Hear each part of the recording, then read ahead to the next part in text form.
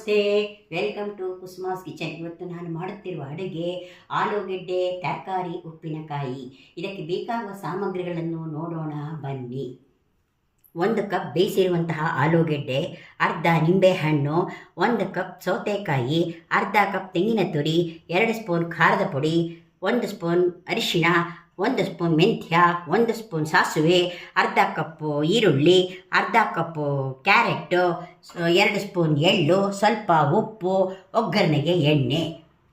ಮಾಡುವ ರೀತಿಯನ್ನು ನೋಡೋಣ ಬನ್ನಿ. ಎಣ್ಣೆ ಹತ್ತಿಸಿ ಅದರ ಮೇಲೆ ಬಾಣಲೆಯನ್ನು ಇಟ್ಟು ಎಳ್ಳನ್ನು ಹಾಕಿ ಎಳ್ಳನ್ನು ಹುರಿಯಬೇಕು. ಇದು 2 ನಿಮಿಷ ಆಯಿತು, ಎಳ್ಳು ಹುರಿದಿದೆ. ಈಗ ಒಲೆಯನ್ನು ಆರಿಸೋಣ.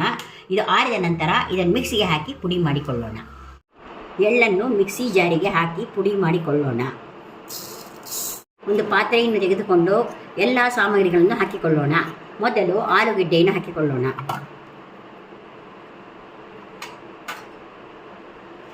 ಈರುಳ್ಳಿಯನ್ನು ಹಾಕಿಕೊಳ್ಳೋಣ. ಕ್ಯಾರೆಟನ್ನು ಹಾಕಿಕೊಳ್ಳೋಣ. ಸೌತೆಕಾಯಿಯನ್ನು ಹಾಕಿಕೊಳ್ಳೋಣ.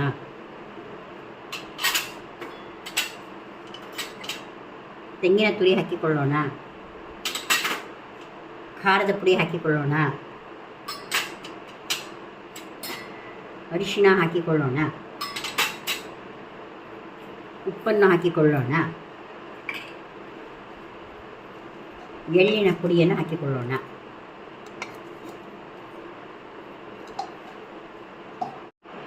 ನಿಂಬೆಹಣ್ಣು ಹಾಕಿಕೊಳ್ಳೋಣ.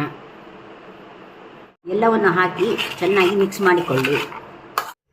ಒಲೆ ಮೇಲೆ ಬಾಣಲೆಯನ್ನಿಟ್ಟು ಎಣ್ಣೆ ಹಾಕಿದ್ದೇನೆ. ಎಣ್ಣೆ ಕಾದಿದೆ.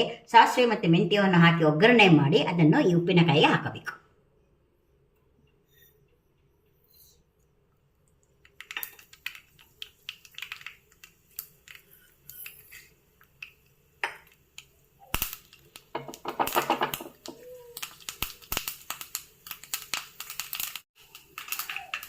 ಸಾಸಿವೆಯು ಮೆಂತ್ಯವು ಸಿಡಿದಿದೆ. ಈಗ ಇದನ್ನು ಉಪ್ಪಿನಕಾಯಿಗೆ ಹಾಕೋಣ. ಮಿಕ್ಸ್ ಮಾಡಿಕೊಳ್ಳಬೇಕು. ಉಪ್ಪಿನಕಾಯಿ ರೆಡಿಯಾಯಿತು. ಆಲೂ ಉಪ್ಪಿನಕಾಯಿ ರೆಡಿಯಾಗಿದೆ. ಇದು ಮಜ್ಜಿಗೆ ಅನ್ನಕ್ಕೆ ಮತ್ತು ಚಪಾತಿಗೆ ತುಂಬ ಚೆನ್ನಾಗಿರುತ್ತದೆ. ಇದು 2 ದಿನಗಳ ಕಾಲ ಇರುತ್ತದೆ. ಮಾಡಿ ನೋಡಿ, ತಿಂದು ಸವಿಯಿರಿ.